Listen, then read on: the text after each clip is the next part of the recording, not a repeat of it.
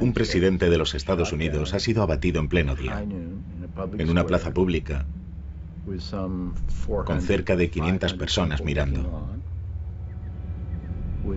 Con al menos 38 de esas personas filmando y sacando fotografías. Y hoy, cuando ya han pasado 40 años, no sabemos lo que pasó realmente.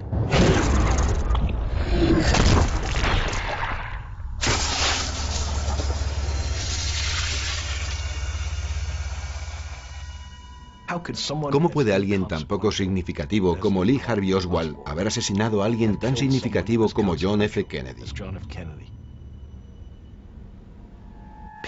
A la gente, creo yo, le conforta la idea de que las cosas que le pasan a los seres humanos no son el resultado de la casualidad, del azar, sino que hay una gran fuerza implicada en ello.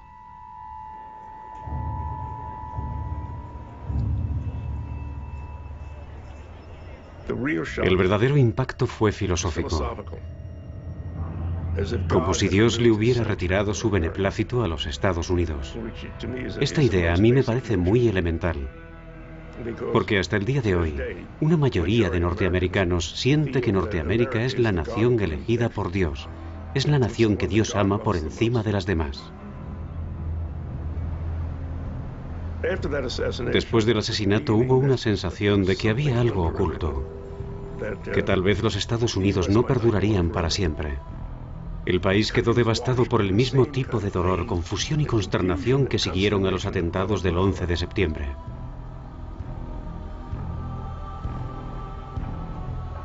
Mientras este caso siga estando envuelto en el misterio, no puede quedar cerrado. En lo que fue para nosotros la vivencia del siglo XX, aún sigue existiendo este gran interrogante sin respuesta.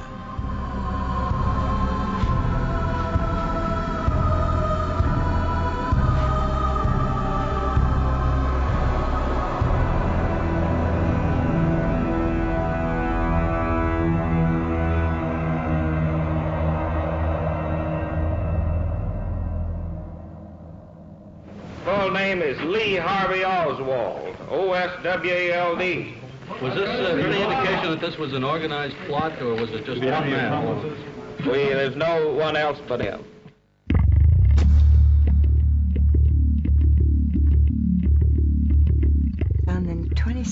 El día 22 de noviembre, yo estaba pensando sobre una carta que había enviado al presidente Kennedy por correo la tarde anterior, cuando una amiga me vino a decir que habían disparado contra el presidente. Y yo pregunté, ¿han cogido a alguien? Y ella me contestó, sí, se llama Lee Harvey. El resto ya lo sabía. Creo que le dije, ese chico. Era algo difícil de creer, porque yo le conocía. En Dallas, el primer sospechoso sigue siendo interrogado. Se llama Lee Harvey Oswald, es de Dallas y tiene 24 años de edad. Fue un marine que pasó algún tiempo en Rusia y en cierto momento solicitó la nacionalidad soviética. Oswald ha sido conducido al edificio desde el que se disparó contra el presidente Kennedy. Niega haberlo asesinado, dice que ha sido detenido por haber estado en Rusia, pero el jefe de policía de Dallas, J.E. Curry, dice que es sospechoso de la muerte del presidente Kennedy. ¿Es este el hombre que usted cree que ha matado al presidente Kennedy? Creo que tenemos a nuestro hombre. A ver si podemos conseguir unas imágenes de él. Por favor, ¿quiere hacer una declaración? Quiero un abogado, pero la policía no me lo permite. No me dejan tener un representante. No sé de qué va todo esto. ¿Mató usted al presidente Kennedy? No, señor, yo no le maté. Todos me hacen la misma pregunta. ¿Disparó usted contra el presidente? Yo trabajo en ese edificio. ¿Estaba usted dentro del edificio en el momento de los disparos? Naturalmente, yo trabajo en ese edificio, sí, señor. ¿Disparó usted contra el presidente? No, me están deteniendo solo por el hecho de haber residido en la Unión Soviética. No soy más que un cabeza de turco.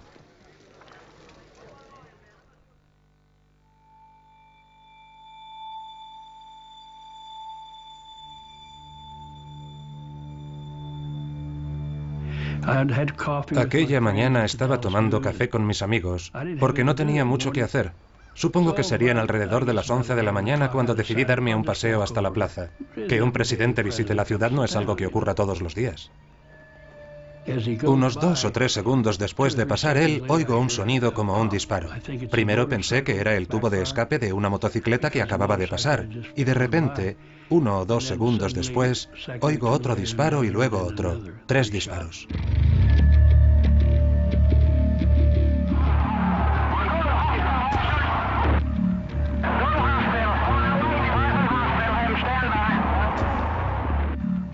De pronto pasó el vehículo presidencial. Me pareció algo extraño, y lo más preocupante era que yo no veía al resto de la comitiva. No sabía que algo había sucedido. Mucha gente entre la multitud no tenía ni idea de lo que había sucedido.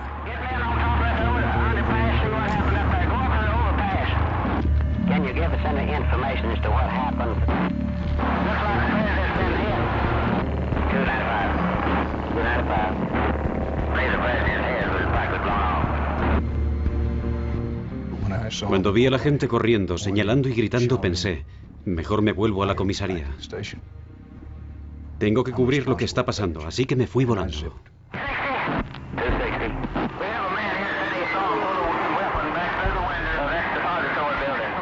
Entrevisté a todas las personas que creyeron haber visto u oído algo. Una de las primeras personas a las que entrevisté fue al verdadero testigo principal, ya que estaba sentado en el parapeto justo enfrente de donde estaba Oswald, y pudo verle en la ventana durante varios minutos. Así es como más tarde los agentes tuvieron toda la información sobre el punto de origen de los disparos.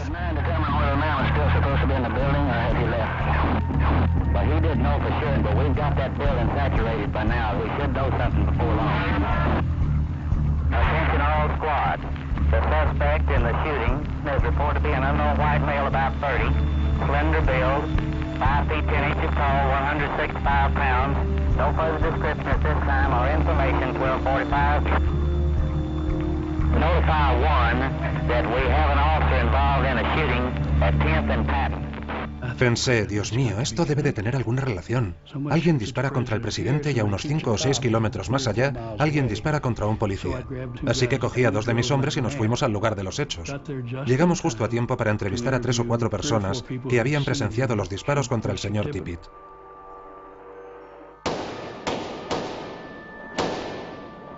No había duda. Todos dieron una descripción del mismo hombre.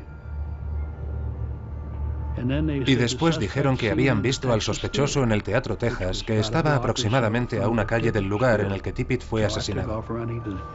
Así que salí corriendo hacia el Teatro Texas. Llego a la puerta, la abro, y de pronto veo que vienen por el pasillo 4 o 5 policías. Y justo delante de mí, a unos 5 o 6 metros, se lanzan sobre Oswald. Él no se entregó sin pelear. Lo único que le oí decir fue, protesto contra esta brutalidad policial, y lo dijo 2 veces.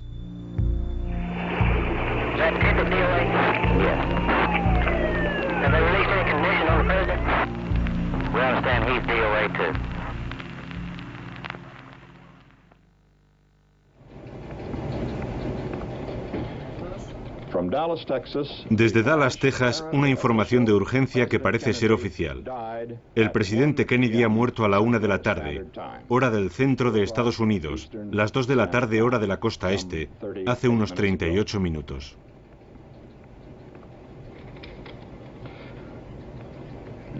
El vicepresidente Lyndon Johnson ha abandonado el hospital de Dallas, pero no sabemos a dónde se dirige. Es posible que en breve pronuncie el juramento de toma de posesión y se convierta en el 36º presidente de los Estados Unidos de América.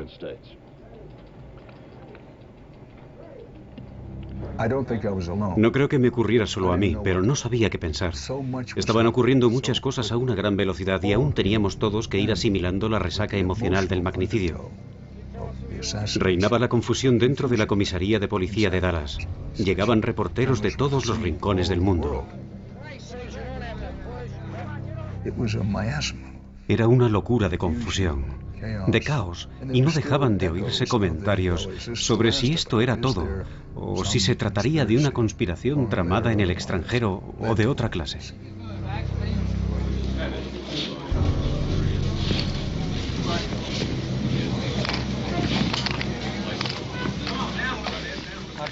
Yo desde luego no sé nada sobre todo este asunto. Quiero tener un abogado. Lo primero que me hizo pensar en todo este asunto, en la presunta culpabilidad de Oswald, fue cuando le vi en la televisión. Como abogado defensor vi a ese hombre y pensé que tal vez esté diciendo la verdad cuando decía que no sabía nada sobre lo sucedido. Parecía estar muy desconcertado. Realmente no sé de qué va todo este asunto. Nadie me ha informado de nada. Solo que se me acusa de haber matado a un policía. No sé nada más que eso y pido que alguien dé la cara y me proporcione asistencia jurídica. ¿Mató usted al presidente? No, no se me ha acusado de eso. De hecho, aún nadie me ha dicho nada sobre ese tema. Me enteré de ello cuando un reportero de la prensa me hizo una pregunta por los pasillos. ¿Qué es lo que nadie le dijo? ¿Cómo? Usted ha sido acusado. Desde aquí atrás no se le oye. ¿Qué hacía usted en Rusia? ¿Cómo se hizo daño en el ojo, Oswald? Un policía me dio un golpe. Pensé que si le hubiera tenido yo en mi despacho, hubiera tomado sus comentarios muy en serio. Yo diría que la mayoría de la gente pensó que Oswald seguramente lo hizo sin la ayuda de nadie, pero existe una posibilidad muy interesante de que eso no sea así. Existe la posibilidad de que tuviera ayuda.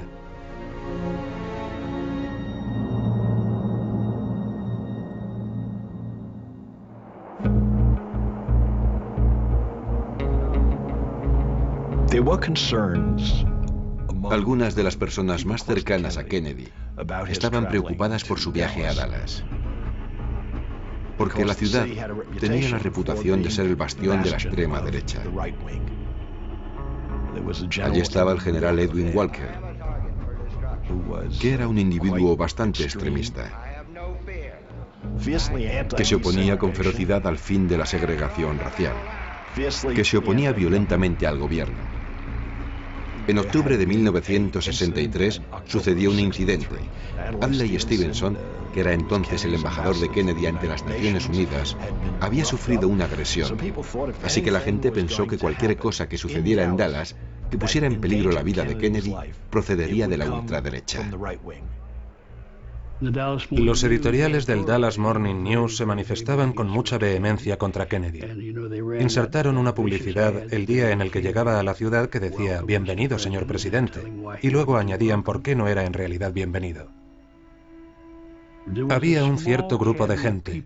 Unos eran ricos propietarios de pozos de petróleo, otros eran conservadores de la ultraderecha y, mire, eran tremendamente venenosos. Le odiaban.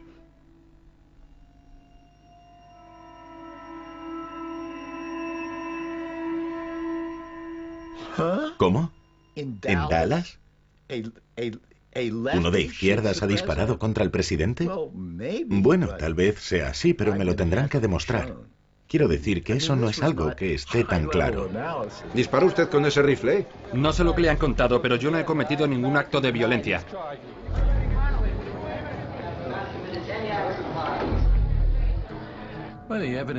Bueno, incluso en un principio, las pruebas eran convincentes, si no abrumadoras. Había gente que lo vio entrar y salir del almacén de libros de Texas.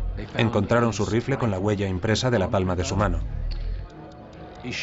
Disparó contra un policía y los casquillos de las balas que se encontraron alrededor del cuerpo del policía correspondían con los de su pistola.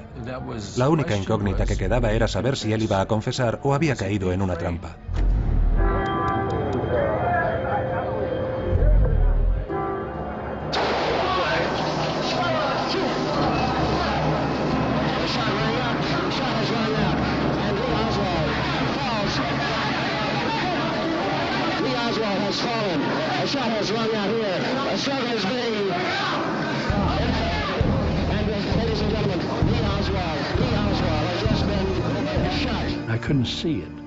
Yo no pude verlo porque se interponían demasiadas personas.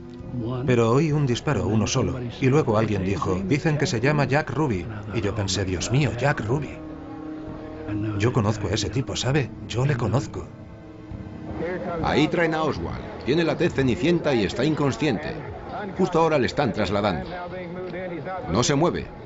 Ahora está dentro de la ambulancia. Le están atendiendo. La policía está... Todo era muy extraño. Quiero decir, todo el asunto, toda esa historia que nos han contado de un llamado izquierdista, un personaje oscuro en medio de una ciudad de ultraderecha que acaba disparando contra el presidente y él mismo es asesinado pocos días después. Es algo que resulta extremadamente difícil de creer.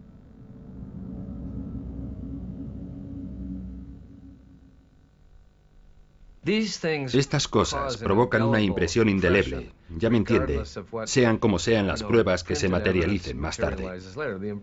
La impresión es que alguien montó una conspiración para quitar del medio a Oswald.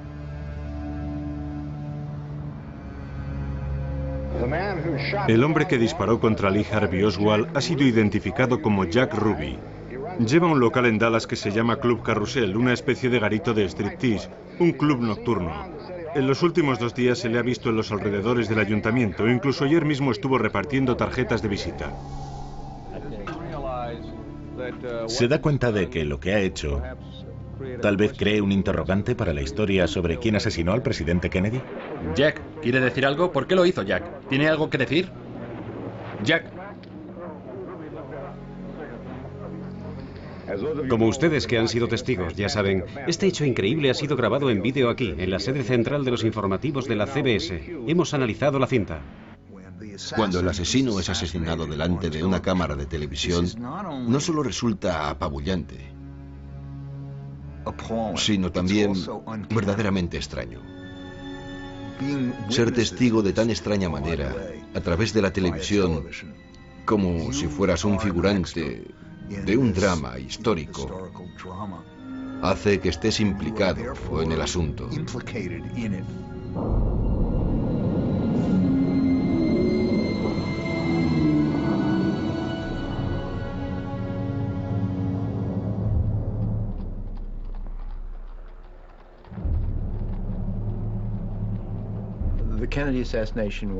El asesinato de Kennedy supuso una especie de gran terremoto, y en aquel momento lo supimos todos. Algo había movido la tierra bajo nuestros pies. Y en ese fin de semana, y a lo largo de los días que siguieron aquel fin de semana de noviembre de 1963, supimos que las cosas nunca volverían a ser iguales. Hasta aquel momento los políticos tenían una imagen estereotipada que hablaba de personas que hacían ciertos tratos, en salas cerradas, relacionados con determinadas presiones. Y de repente surge este hombre de 44 años, verdaderamente atractivo, un héroe de guerra, inteligente, buen lector, conocedor de la historia, así que él solo por sí mismo transformó radicalmente la imagen de los políticos. La energía, la fe, la dedicación con la que nosotros contribuyamos a esta dura tarea arrojará luz sobre nuestra nación y sobre todos los que estén a su servicio, y el resplandor de ese fuego puede verdaderamente iluminar todo el mundo. Nosotros pensábamos que podíamos cambiar el mundo. Esa es la clave, creo yo. Esa es mi opinión de que aquello acabara con el asesinato de Kennedy. Trabajé para él en la primavera de 1953, cuando le acababan de elegir como senador. Me gustaba, era muy divertido. Yo creo que la primera reacción de Kennedy a su propio asesinato habría sido la curiosidad, el querer saber por qué.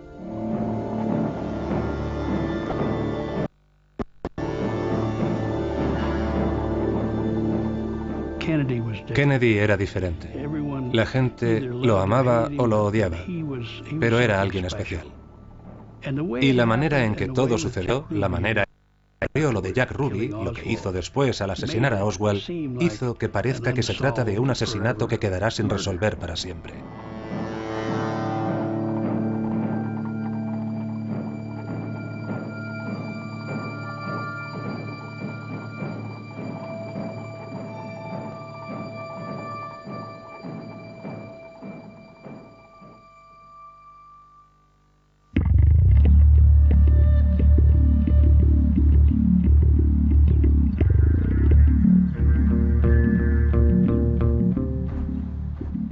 Naturalmente, las teorías de la conspiración aparecieron de inmediato y eran teorías de mucho peso. Y muchos de nosotros pasamos muchos años buscando las pruebas de una conspiración, y yo desde luego fui uno de ellos. Una fue que Fidel Castro había influido sobre Oswald para que lo hiciera. Otra fue que quien lo había hecho era un elemento indeseable de la CIA. Otra, aún más seria, era que el KGB o el gobierno ruso habían dado la orden. Hubo muchos elementos que en su conjunto podrían hacer reaparecer todo tipo de fantasmas del pasado.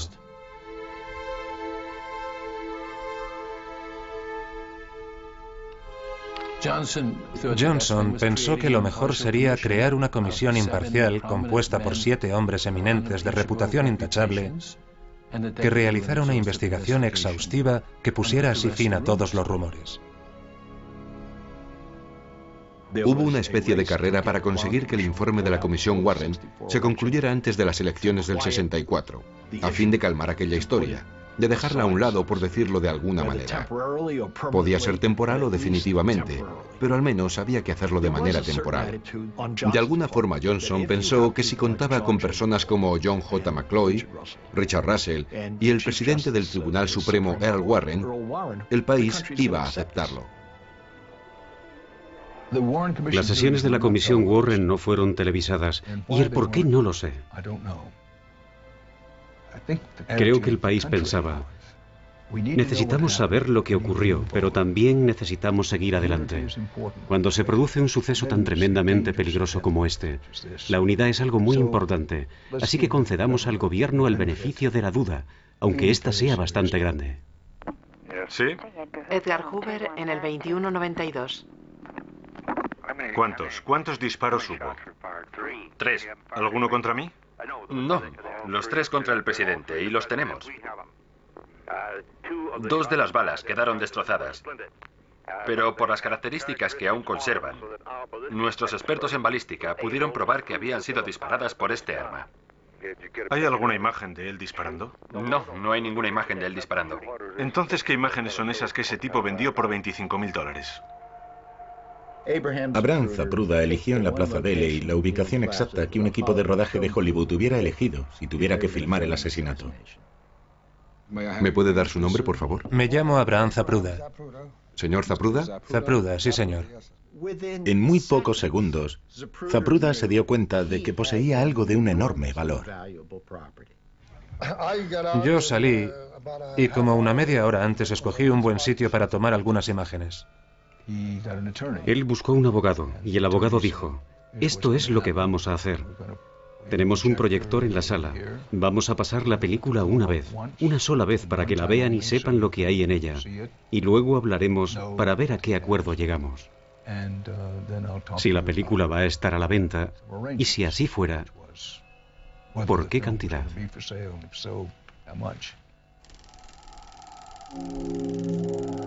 Como yo vi la película y volví y la describí por televisión, antes de que cualquier otra persona pudiera haberla visto, y antes de que cualquier otra persona pudiera describirla, me encontré en medio de una polémica sobre el asesinato de Kennedy.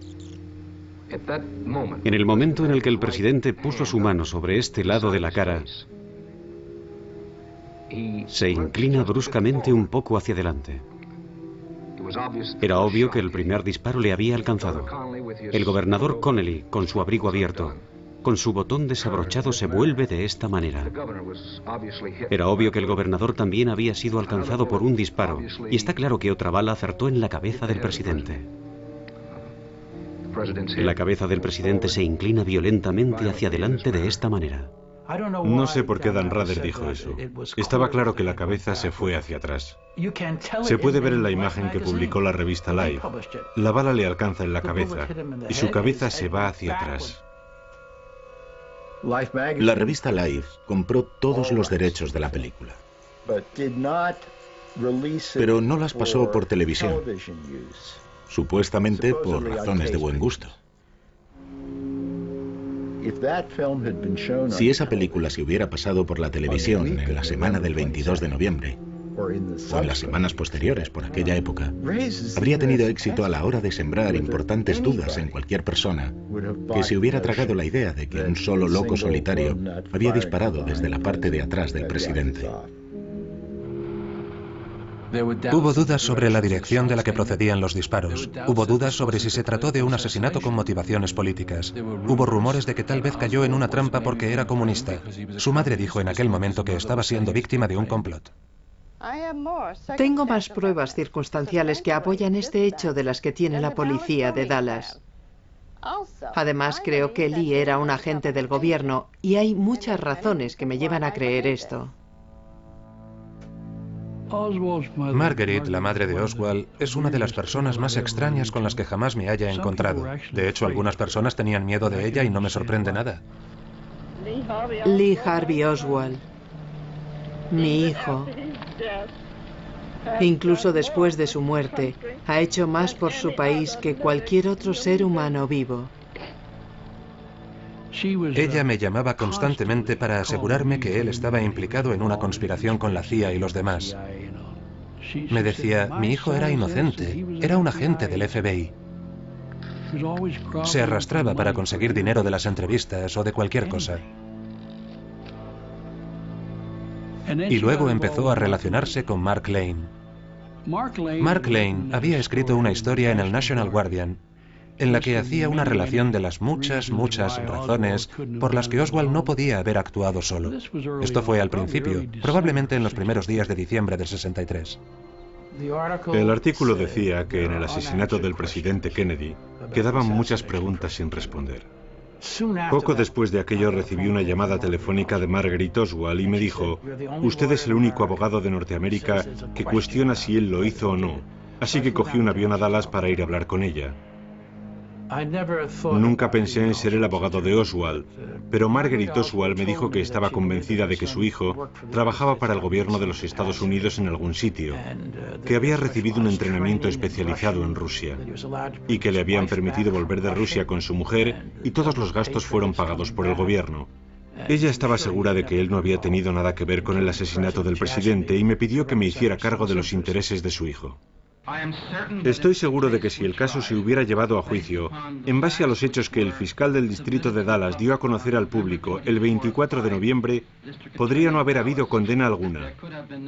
Porque creo que es evidente que los disparos, que alguno de los disparos, o al menos uno de los disparos que alcanzaron al presidente, se hicieron desde la parte delantera, no desde detrás del presidente.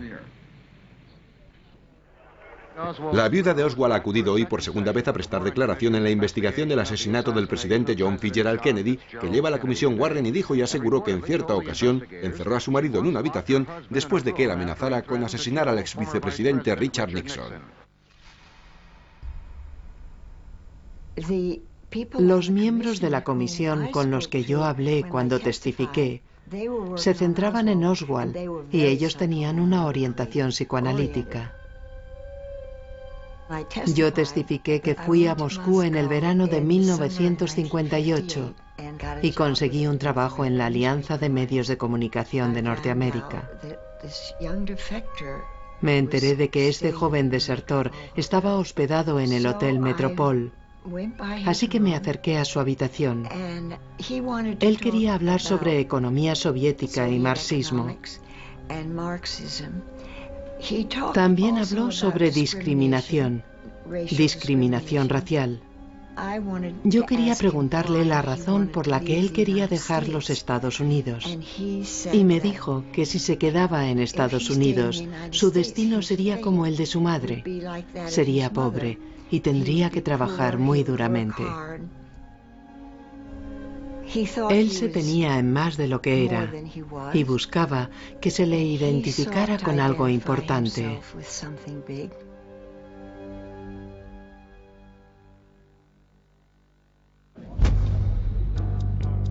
En cierto momento, la comisión Warren decidió efectuar una reconstrucción de cómo Oswald pudo haber disparado 3 veces en el muy breve periodo de menos de 6 segundos. Así que ubicaron un rifle donde se suponía que había estado el rifle y pusieron a circular un coche a la misma velocidad y con los mismos agentes del servicio secreto. Y cuando acabaron de tomar las imágenes, se dieron cuenta de que el follaje de los árboles impedía durante unos segundos que desde la ventana Oswald tuviera la oportunidad de disparar las balas.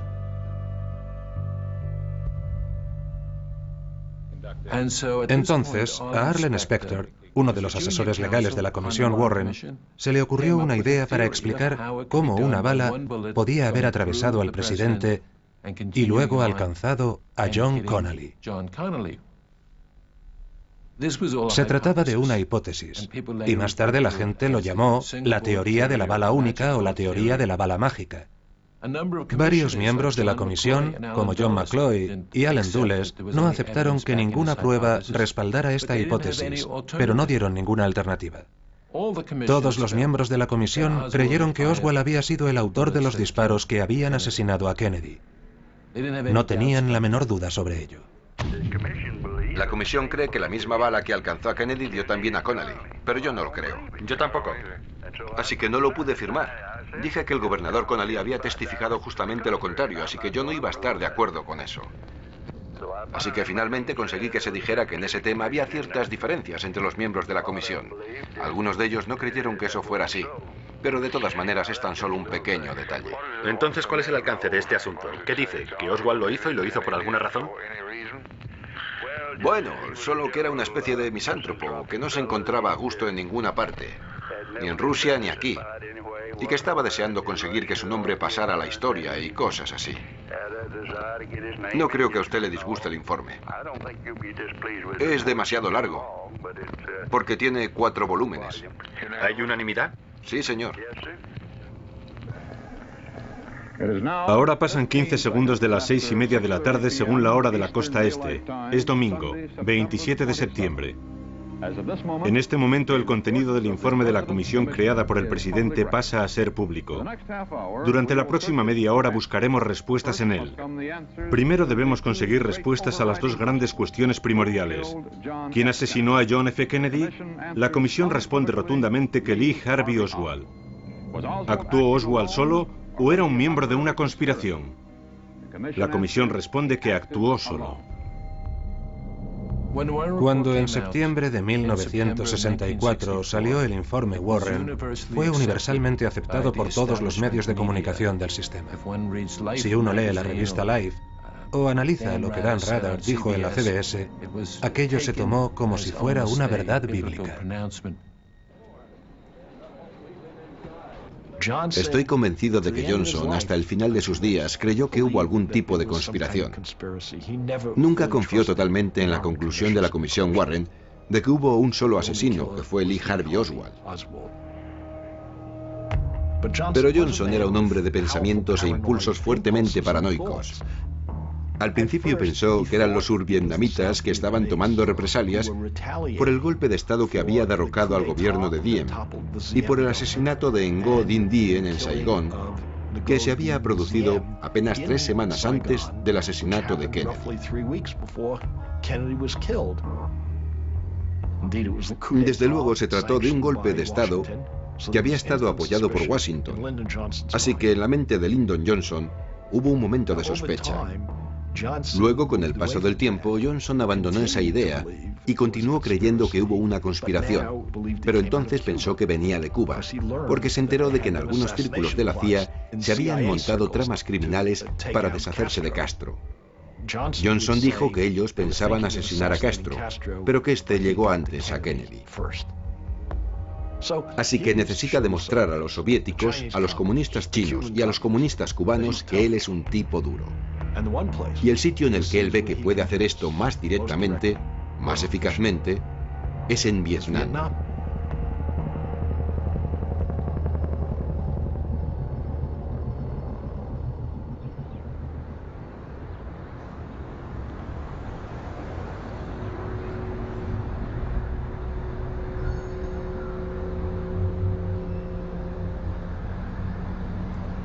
Mire, se trata de una comedia de imperialismo conspiratorio de arriba a abajo. Los conspiradores imperialistas que estaban implicados ni siquiera se daban cuenta de hasta dónde estaban implicados. Luego había otras personas que no estaban en la trama, aficionados como yo mismo, que no estábamos metidos en el asunto, pero que seguimos creyendo que ellos sí que lo estaban. Es algo que llegó a todas partes. Aquello fue un increíble pantano de posibilidades. Mi libro se publicó en abril de 1966 y abrió una puerta. Toda la tesis de mi libro estriba en que la Comisión Warren, aunque se tratara de una organización honrada, no realizó una investigación exhaustiva y pudo haber pasado por alto ciertas áreas, y en esas áreas podría estar incluida una conspiración. Y luego el libro de Mark Lane, Juicio Precipitado, se convirtió en un éxito de ventas mayor que el mío. En él había una especie de teoría de la conspiración en la que la propia comisión estaba implicada en la conspiración para ocultar pruebas. El libro tuvo un gran éxito. Se convirtió en el más vendido en Estados Unidos y en otros muchos países, el mejor vendido en todo el mundo. Estaba claro que había un gran interés en este asunto, y en aquel momento nadie aparte de mí hablaba de él. Esta noche aquí sentado está Mark Lane, en representación de los ciudadanos que tienen dudas. Y para escuchar y responder a las críticas sobre el informe Warren que él expondrá, está con nosotros Arlen Specter, fiscal de distrito en Filadelfia. Déjeme hablarle sobre esas personas muy inteligentes que defienden la postura de que Oswald actuó solo. Arlen Specter es un buen ejemplo. Inventó la teoría de la bala mágica. Él y David Belling sabían que aquello era falso y aún saben que es falso. Está perfectamente claro que la bala que salió del cuello del presidente Kennedy tenía que dar contra el automóvil, y no fue así, o contra alguna persona que fuera en el automóvil. Y el gobernador Connally estaba situado justamente delante de él. Permítame, el señor Lane tiene algo que decir. No me opongo a eso ahora. Tenemos un formato que seguir. No, señor, estoy a punto de explicar la teoría de la única bala según lo que habíamos acordado. ¿Cuál es el formato? ¿Excluye mis comentarios? Lamento no estar muy al corriente de ese formato. No es nuestra intención ocultar nada, ni del señor Epstein, ni del señor Lane, ni del mundo entero. Todo lo que estamos explicando aquí abiertamente procede de las notas que se tomaron de los testigos. Y si por error hemos convertido un posible en un probable, estaremos encantados de que usted nos lo indique. Pero nosotros lo hemos explicado abiertamente. Señores. Señor Lane, permítame que sea yo quien reconduzca esta pequeña discusión con el señor Specter. Mire, pero me gustaría hacer algunos comentarios sobre ciertas cosas. Tal vez haya un pequeño malentendido aquí. Me temo que así sea. Se hicieron al menos 5 disparos. Y los disparos procedían de al menos 2 direcciones diferentes y prácticamente fueron simultáneos. Esa es la definición de una conspiración. En cuanto salió mi libro, la primera encuesta Gallup que se hizo mostró que 2 de cada 3 norteamericanos no se creían el informe Warren. El paso de la creencia de que la Comisión Warren decía una gran verdad a que la Comisión Warren estaba corrupta y era incompetente tiene mucho que ver con el espíritu de la época. Tiene mucho que ver con la guerra de Vietnam.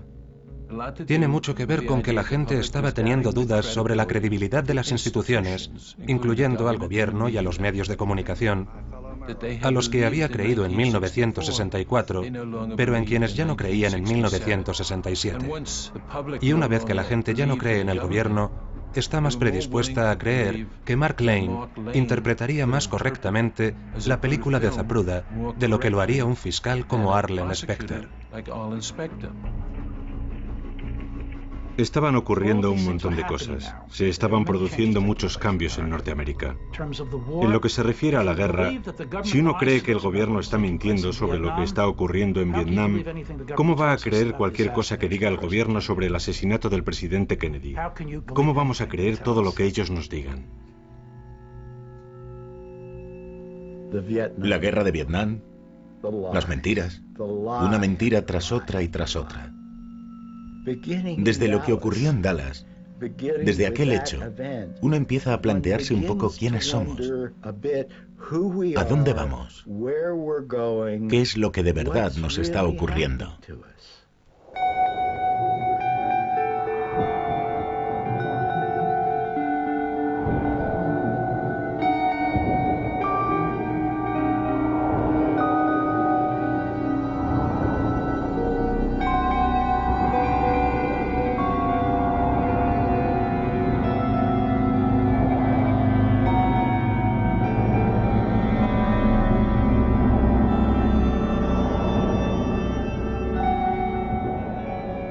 Algunas personas se especializaron en un área en concreto, como la del asesinato de Tippit. Algunas otras se especializaron en Jack Ruby, en las balas, en los testigos presenciales. Cada uno tenía su propio terreno. Pero en lo que la gente se concentraba era en las posibilidades que había de que una persona pudiera haber disparado 3 balas en un muy breve periodo de tiempo inferior a 6 segundos. Yo me centré en lo que ocurrió en la Plaza Deley porque me parece que esa es la cuestión principal. Esa es la cuestión clave. No se puede contestar a ninguna de las otras preguntas, como quién lo hizo o por qué lo hicieron, mientras no se sepa lo que ocurrió allí con un cierto grado de precisión, ¿verdad? Así que yo creo que esa cuestión tenía una prioridad bastante lógica. Este es el siguiente fotograma, el 239. La película rodada por Zapruder era la prueba fundamental de este caso. Yo había visto la película en los archivos y la película había mostrado con una tremenda violencia cómo la bala golpea en la cabeza del presidente y la revienta.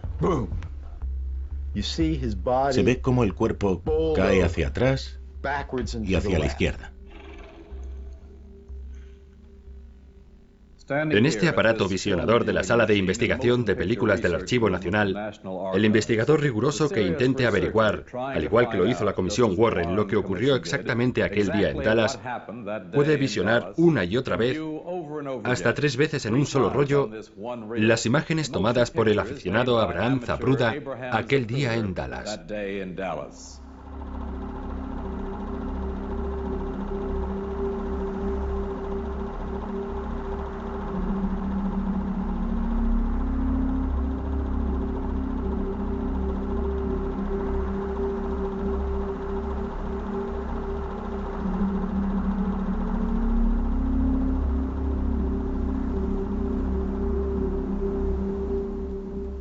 Es impresionante, totalmente impactante. Mi conclusión es que los disparos procedían de 3 direcciones diferentes.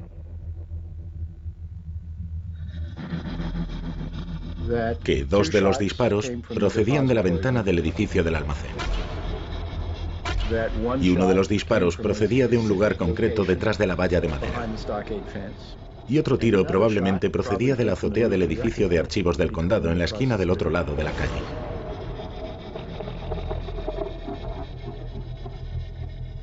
Desde adelante en esta dirección y hacia atrás bruscamente y hacia la izquierda. En todas las facultades a las que he acudido a hablar ha resultado ser la conferencia con más trascendencia histórica del centro. En el informe de la Comisión Warren, ¿se discute algo de lo que ocurre entre los fotogramas 312 y 321? No. Y cuando eso ocurrió, también ocurrió con un montón de medios de comunicación. Se plantearon muchos interrogantes. ¿Por qué sigue estando tan fresca esta pesadilla? Sigue estando tan viva y tan real porque pocos días después del asesinato ya había personas que se negaban a creer que un crimen de esta magnitud pudiera tener una solución tan sencillamente patética. Al principio, Lane estaba prácticamente solo. Ahora es solo uno entre el creciente número de personas que dudan. Y las dudas han tenido su efecto. Han mantenido debates en televisión, hablado en programas nocturnos de radio, han realizado sus propias versiones de lo que ocurrió. No hay la menor duda. Sabemos qué ciudades estaban implicadas. Sabemos cómo se hizo en sus aspectos principales. Conocemos a los individuos clave implicados. Y estamos en el proceso de conseguir pruebas. Pensé que lo había dejado claro hace días. Jim Garrison, el fiscal de distrito de Nueva Orleans, me llamó y me dijo: ¿puedes venir a Nueva Orleans a ayudarme en este asunto? Él ya había leído mi libro. Yo estaba presente mientras Garrison hablaba con los medios de comunicación desde su oficina. Fue la primera vez que alguien dijo: señoras y señores, tengo una información que darles. Su CIA ha asesinado a su presidente. ¿Piensa usted citar a algún miembro de la CIA para interrogarle? Lo siento, no puedo hacer ningún comentario sobre ese tema. Tengo que hablar solo en general. No puedo decirle cuáles son nuestros planes. Garrison ayudó a elevar el asesinato de Kennedy de la categoría de un simple problema forense a plantear una importante motivación política en el que las balas carecían de importancia. ¿Qué es lo que pasaba realmente? ¿Quién se benefició? ¿Se benefició Lyndon Johnson? ¿Fue para que el ejército siguiera en Vietnam? ¿Había un propósito social importante? A Lyndon Johnson le preocupan mucho las afirmaciones que proceden de Nueva Orleans. Lo que más le molesta es la posibilidad de que se le vea como una de las figuras que están tras la conspiración. ¿Eso lo dice Hale Box? Dijo que ese fiscal de distrito de ahí abajo ha dicho que las pistas conducen hacia mí o algo así. Yo había oído que Garrison lo estaba diciendo en ciertos círculos de la ciudad, que se podía seguir esa pista, o que podría usted aparecer implicado en algún momento, algo que me parece increíble que él lo esté diciendo. Creo que en lo que está trabajando es sobre las vinculaciones que tuvo Oswald en los 3 o 4 meses que pasó allí en el 62 y en el 63.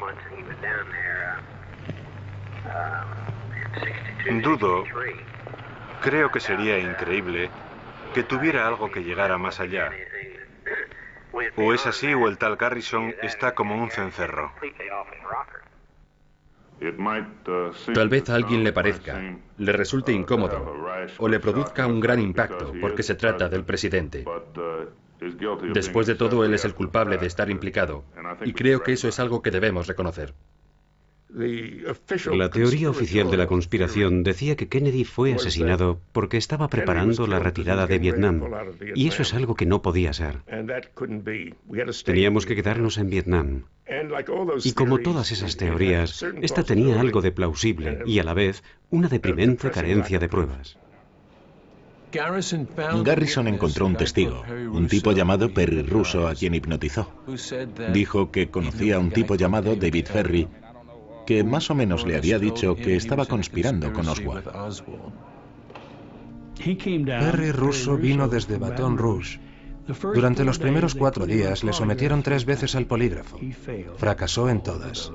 Así que le inyectaron pentotal sódico. Tengo una grabación en la que el doctor Esmond Futter lleva el interrogatorio con el pentotal sódico.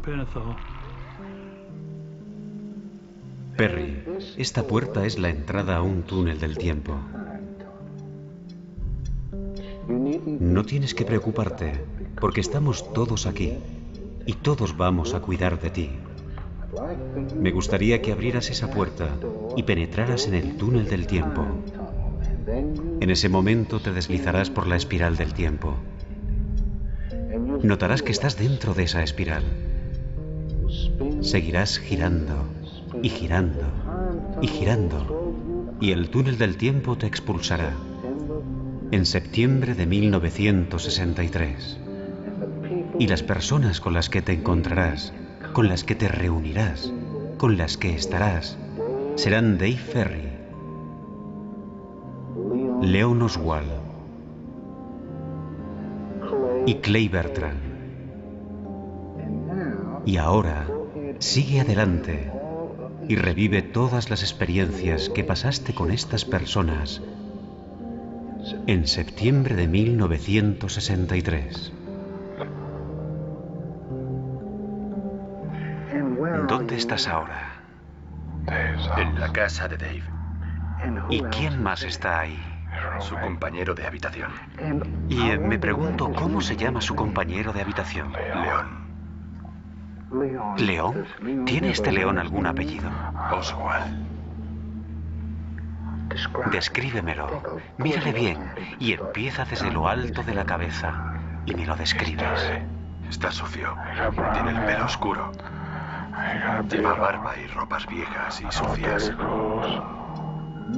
¿Y quién más está en el piso con él? ¿Tú y quién más? Clem. ¿Clem y quién más? León y Dave. ¿Y Dave? Dave solo está hablando. Él dijo que era muy fácil hacerlo. Dijo que si lo hacíamos, necesitaríamos ser 3 personas, en 3 ubicaciones diferentes, para que hubiera fuego cruzado, y eso ya lo había oído 10 veces antes.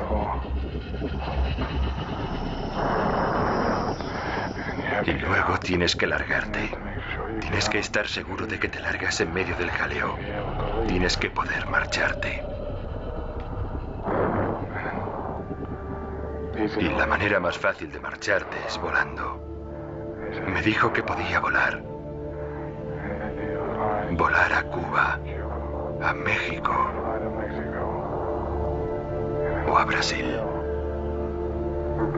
Déjate llevar y te sorprenderá lo clara que estará tu memoria durante las próximas semanas.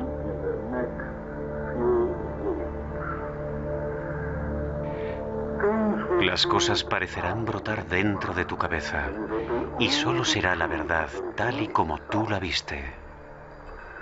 Perry Russo también relacionó a David Ferrie con un tipo llamado Clay Bertrand, que era homosexual. Así que ahora buscaba a un tipo llamado Clay, que era homosexual. Garrison acabó implicando y luego acusando al bien conocido vecino de Nueva Orleans, Clay Shaw. Parece que la investigación de Garrison se ha centrado en los homosexuales, un viejo truco de la policía, y los homosexuales han sido un objetivo concreto de Garrison a lo largo de los años. Incluso algunos miembros de su equipo han sido críticos, aunque en privado, con el énfasis que se estaba poniendo en hombres cuya desviación les hacía vulnerables. También ha habido críticas entre los miembros del equipo por la decisión de utilizar drogas y hipnosis en los interrogatorios y por la inclusión de un drogadicto como testigo. Garrison se mantiene imperturbable y destaca que los hombres normales no montan una trama para asesinar al presidente de los Estados Unidos. Según la ley de Luisiana, para acusar a Clay Shaw de complicidad en el asesinato, tenía que haber algún tipo de acto manifiesto. Así que, en otras palabras, tenía que haber una sesión de complot para la que Shaw tendría que ir a Dallas o los de Dallas tendrían que venir. Tenían que reunirse, tenían que conocerse unos a otros, así que él tenía un código. Y escúcheme con atención que esto es muy complicado. Voy a decirle que esto es desde el comienzo un sencillo acto de magia. Lo que Garrison hizo fue tomar dos cifras de 5 dígitos que estaban tanto en las libretas de direcciones de Oswald como de Shaw.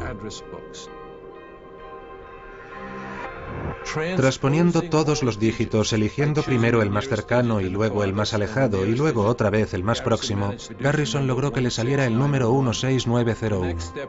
El siguiente paso fue sustraer a este la cifra arbitraria de 1300 y le salió el 15601.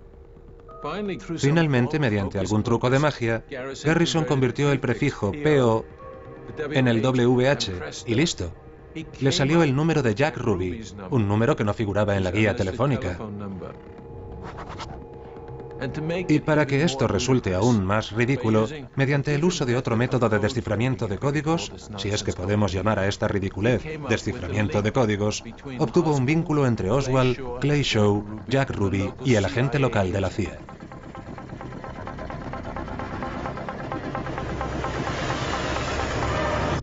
Cualquier número puede acabar siendo otro si se hacen diferentes maniobras con ellos.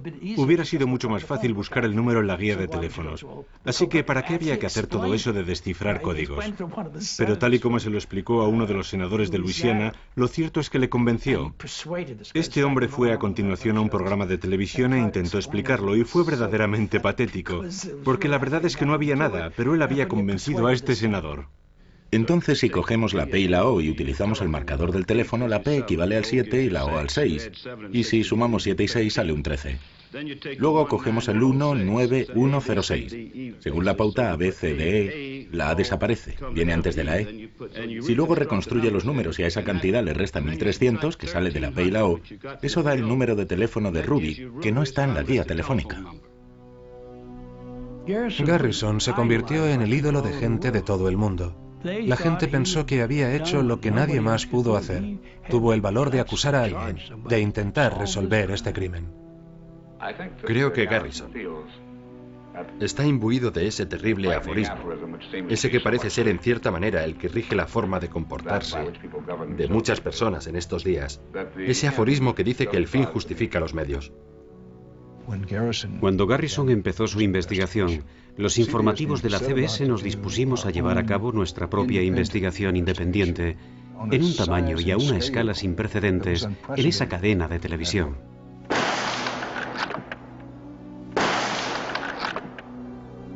Llevando con él su rifle, Oswald se deslizó entre las cajas de cartón de libros hasta la esquina opuesta de la planta sexta.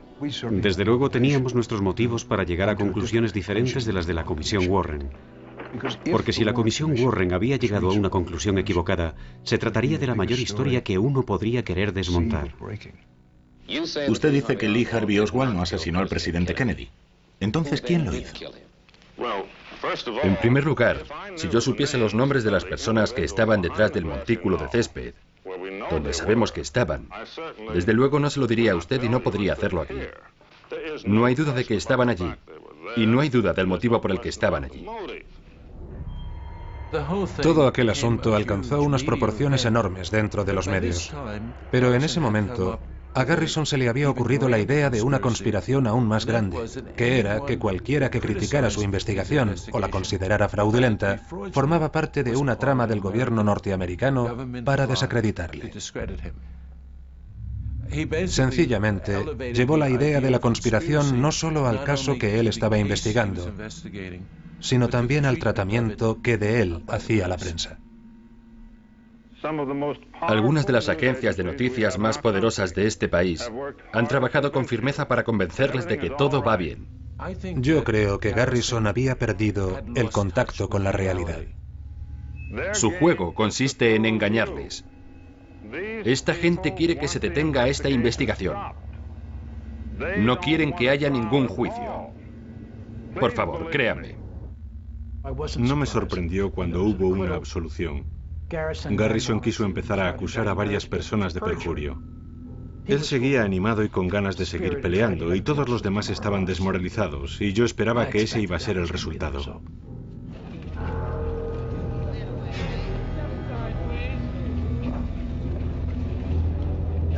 Yo creo que las indagaciones que hizo Garrison fueron un desastre para la investigación del asesinato de Kennedy.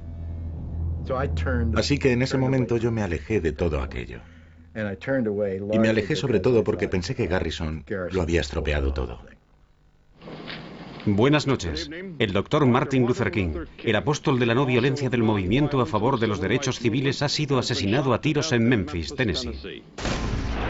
La policía ha repartido a todos los medios un comunicado en el que habla de un joven de raza blanca bien vestido que fue visto huyendo de la escena del crimen.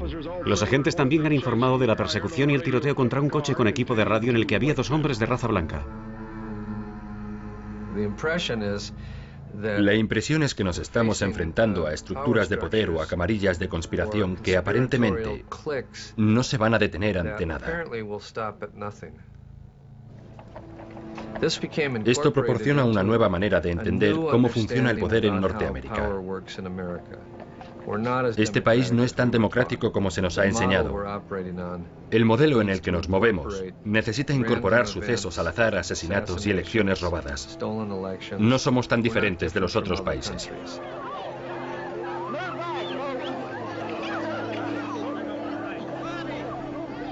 Robert Kennedy se convierte en la personificación de las esperanzas que aún le vinculan con JFK. Él es la gran esperanza para acabar con la guerra de Vietnam en el 68, para seguir avanzando en los derechos civiles y para conseguir una legislación progresista. Así que, en cierto sentido, Bobby Kennedy se convierte en el emblema de Camelot, con las esperanzas que resultaron frustradas por el asesinato de JFK.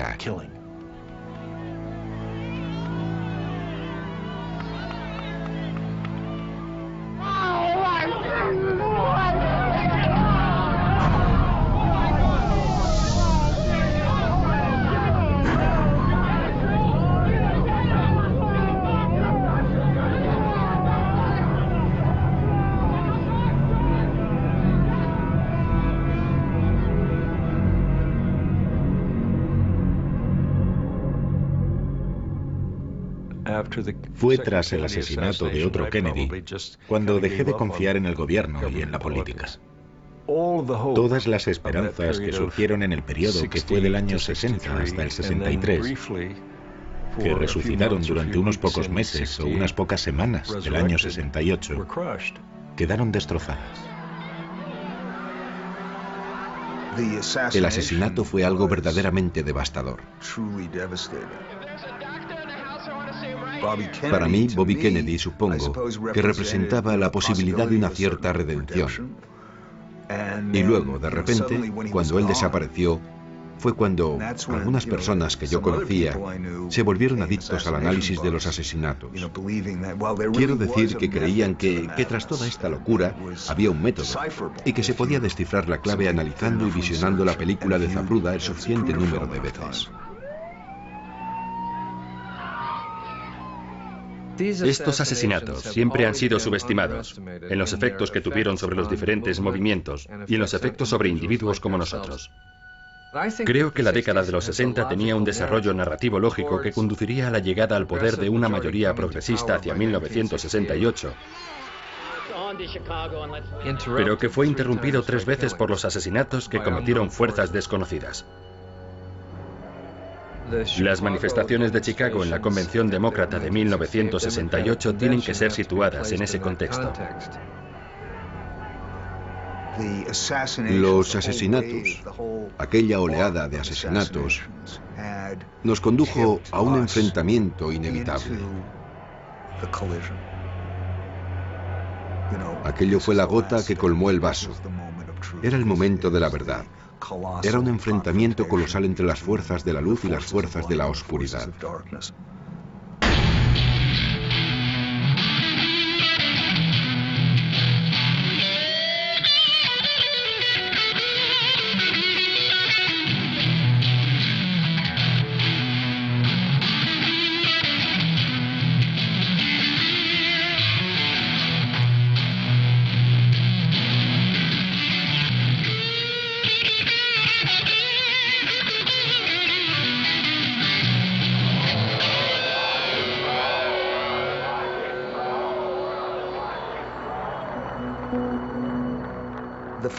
El hecho de que Richard Nixon fuera a heredar el viento era algo que sencillamente no coincidía con nuestros cálculos.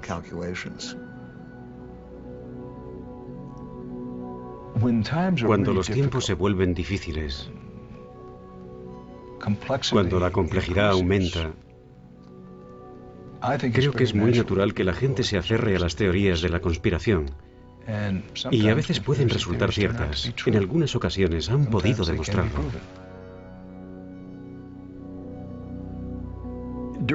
Durante el mandato de Nixon, sobre todo en respuesta a la situación en Vietnam y el malestar social, los conservadores de la administración Nixon habían empezado a subvertir el proceso político. Curiosamente, hubo pinchazos de las líneas telefónicas, apertura del correo, vigilancia tanto de activistas a favor de los derechos civiles como de activistas antimilitaristas.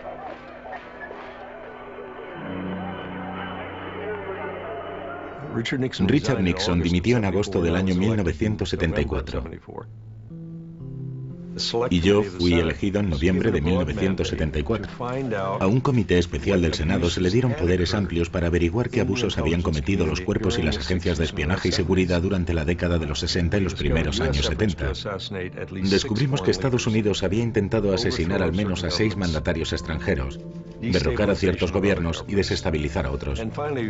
Y finalmente llegamos a Castro. Resultó que la CIA estaba utilizando al menos a 3 personajes importantes de la mafia para intentar asesinar a Castro. Y realizaron al menos media docena de intentos, si no más. El periodo de mayor intensidad fueron los años 60, 61 y hasta finales del año 62. Dada la coincidencia de estas fechas con la del asesinato de Kennedy, había que volver a empezar de nuevo desde el principio y analizar los motivos. El Comité Church del Senado, que investiga las operaciones gubernamentales relacionadas con el contraespionaje, mostró que si la CIA había estado implicada en un asesinato en el Congo o en un asesinato en Cuba y que la mafia había tenido vinculaciones en las tramas para cometer asesinatos de la CIA, ¿quién puede decir que este tipo de técnicas no pudo ser empleado en Dallas?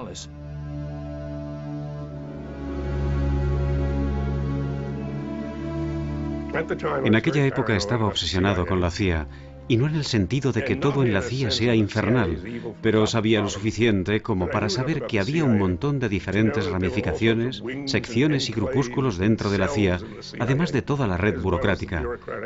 Así que vi que era perfectamente posible que ciertas personas de la CIA lo hubieran llevado a cabo.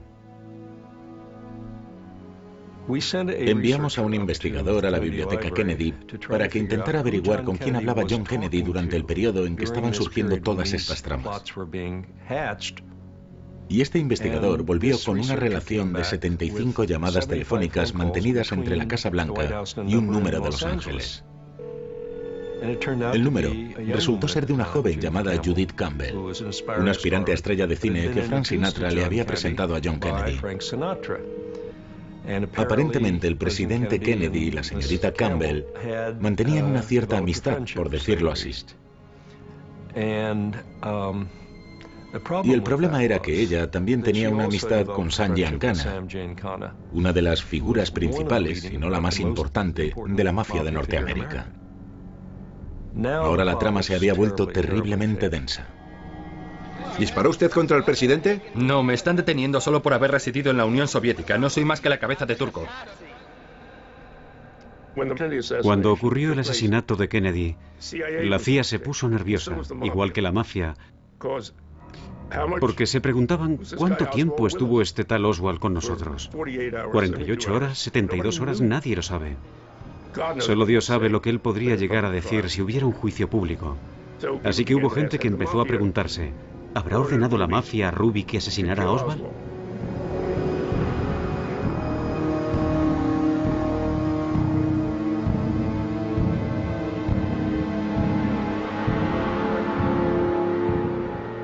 Yo conocía bien a Jack Ruby, y las personas que dicen, bueno, Ruby formaba parte de una conspiración, tienen que recordar que la orden era que el traslado de Oswald se efectuara a las 10 de la mañana y no antes de eso. Mañana, a las 10 en punto de la mañana, está previsto que Oswald sea trasladado desde aquí a los juzgados del condado. Ruby durmió hasta probablemente las 9:30 de la mañana o algo así. Después cogió el coche y fue con su perro hasta la oficina de la Western Union y envió un telegrama a las 11:17 de esa mañana. Salió y miró calle arriba y vio que había una multitud frente a la comisaría. Jack Ruby estaba siempre en el lugar en el que ocurría algo, fuera un incendio, fuera una redada, fuera un desfile, lo que fuera. Él tenía que estar allí. Él conocía a alguno de esos policías. El hecho de que hubiera dejado el perro en el coche indica que pensaba enviar el telegrama y volver directamente a casa. Llevaba el perrito a todas partes con él. Me picó la curiosidad de repente, al ver a tanta gente allí cuando pasaba con el coche por la calle Mayor, antes de ir a la oficina de la Western Union. Lo irónico de todo esto es que si hubiera hecho un giro prohibido detrás del autobús para entrar al aparcamiento, si hubiera seguido el camino que se supone que tenía que haber seguido recto por la calle Mayor abajo, nunca me hubiera encontrado de frente con el destino.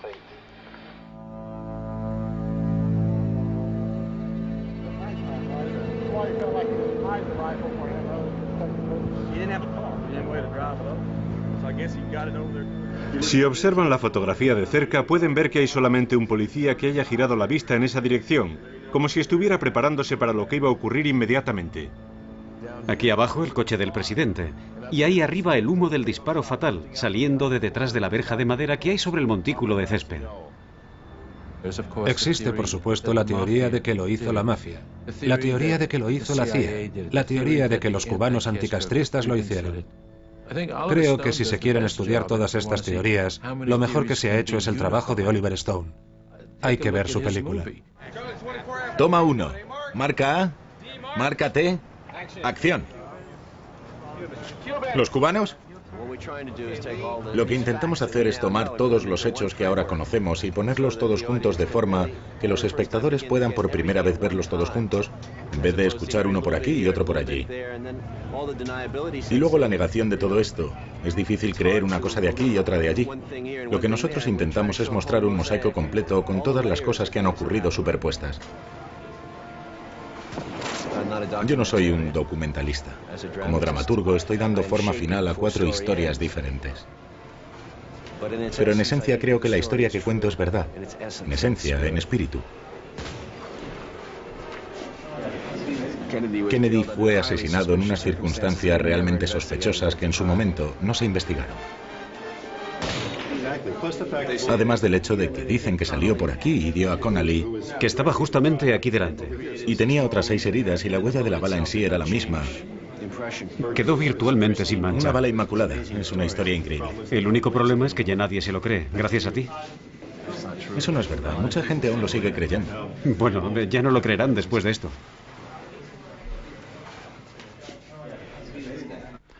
Nunca pensé que podría decir que una abrumadora mayoría de norteamericanos han llegado a la conclusión de que yo tenía razón desde el principio, y de que todos los miembros del Senado y del Congreso que trabajaron para la Comisión Warren, incluso el presidente del Tribunal Supremo, Walter Cronkite y Dan Rather, todas y cada una de esas personas, los editorialistas del New York Times, los del Washington Post, todos ellos estaban equivocados.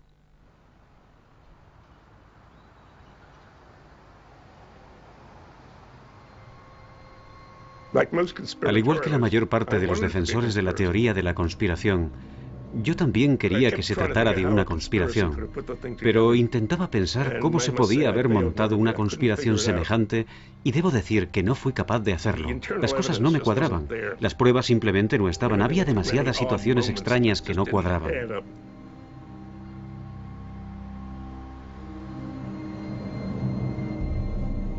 A Oswald siempre se le presentaba como un analfabeto, una especie de tonto que no tenía muchas luces. Y esa no es la idea que Oswald tenía de sí mismo.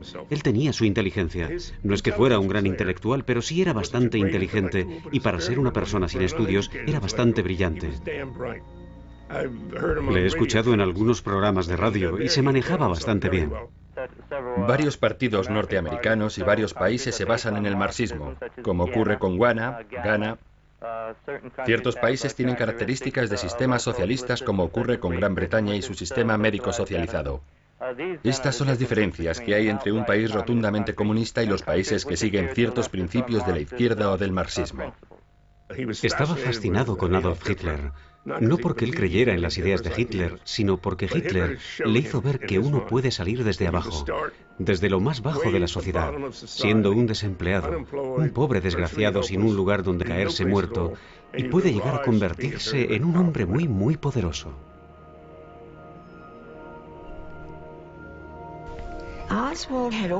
Oswald ya había hecho algunas cosas difíciles.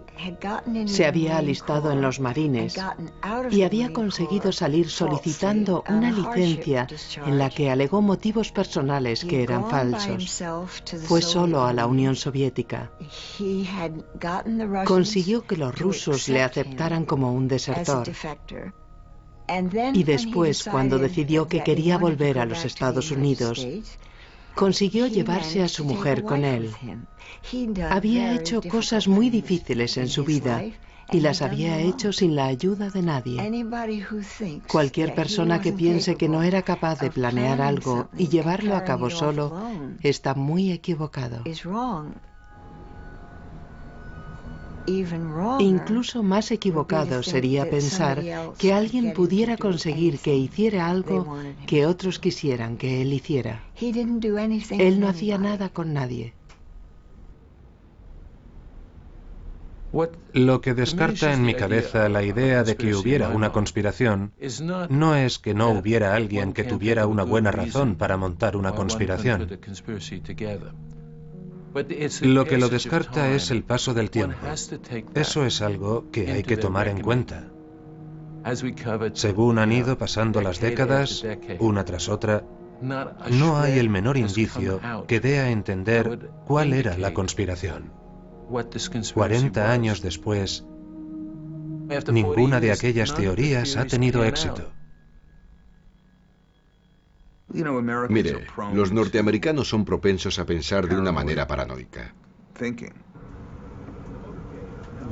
La creencia de que tiene que haber una historia que explique las cosas tan terribles que ocurren es una creencia muy arraigada.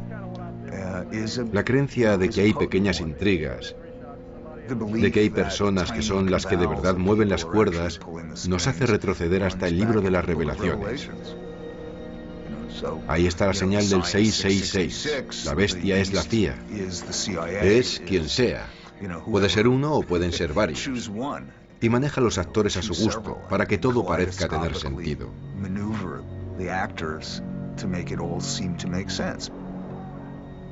Estas supersticiones implican que lo que la mayoría de la gente haga o piense carece de importancia. ya que en algún lugar hay un grupo de personas que está en una sala en algún sitio que se encargará de hacer que las cosas ocurran.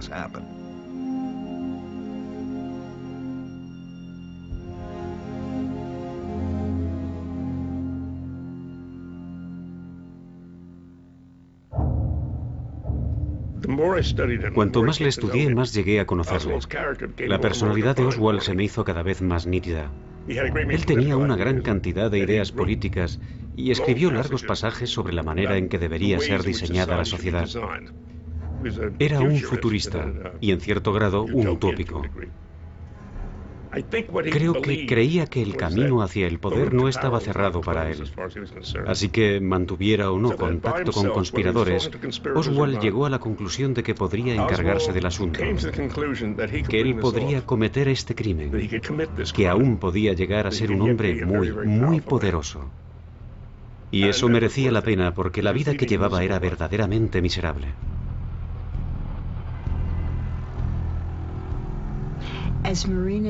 Como Marina explicó cuando la entrevisté para el libro, varias semanas antes del asesinato, Lee entró sudado y con la mirada extraviada y dijo: he disparado a Walker. Edwin Walker era un famoso ultraderechista que vivía en Dallas. Bueno, la policía de Dallas vino a investigar un tiro que alguien disparó con un rifle contra la casa desde la ventana del lado oeste.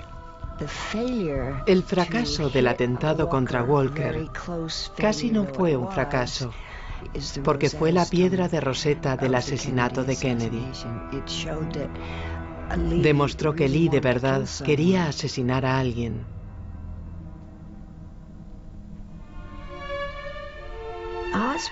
El martes Oswald se enteró, creo que lo contaban extensamente en los diarios matinales de Dallas, de que la ruta que iba a hacer el coche de Kennedy pasaría por delante del edificio en el que él trabajaba.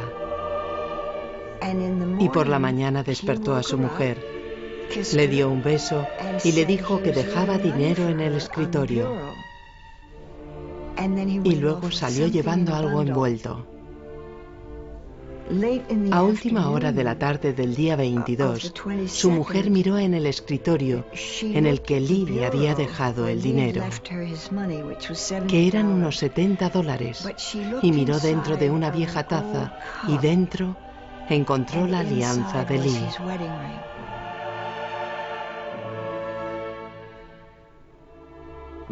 Durante años Marina ha estado atormentada por el hecho de que en cierta manera era responsable. Pero yo creo que lo que Oswald vio es que si él cometía el crimen, si asesinaba a Kennedy y se salía con la suya, conseguiría un poder interior al que nadie más podría acercarse. Y si le cogían, bueno, él tenía bastantes recursos. Iba a tener uno de los juicios más importantes de toda la historia de Norteamérica, si no el más importante, y podría explicar todas sus ideas políticas. Se convertiría en un personaje famoso a escala mundial y tendría una gran influencia sobre la historia aunque fuera ejecutado. Así que ahí estaba. Sabía que tenía esta oportunidad, que el coche de Kennedy iba a pasar justo por delante del almacén de libros de Texas. Uno puede imaginar el terror, la excitación, el ánimo, la aflicción que se apoderarían de él cuando se dio cuenta de que podía hacerlo, de que era posible hacerlo. Que se pensara que hubo una conspiración, que se tuviera esa idea en ese día es algo que estoy dispuesto a aceptar. Pero las conclusiones a las que llegué eran para mí unas conclusiones racionales. Porque él tenía un motivo para hacerlo, era capaz de hacerlo, porque él quería hacerlo.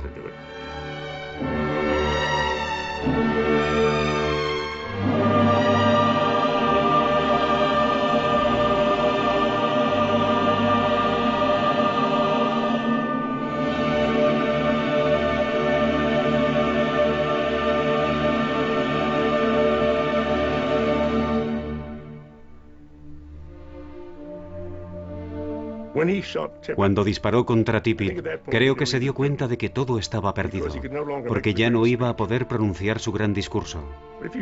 Si disparas contra un policía, no tienes nada que hacer. Estás perdido. Así que después de que le cogieran, solo se limitó a defender su inocencia y a decir: soy la cabeza de turco.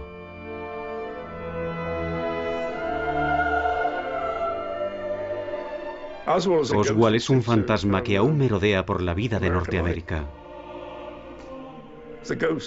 El fantasma que está presente en algunas de las discusiones sobre las verdaderas raíces de la historia norteamericana. Lo abominable, lo que nos vuelve locos de los fantasmas es que nunca logras tener una respuesta. ¿Es esto o es aquello? No lo puedes saber porque un fantasma no te lo va a decir.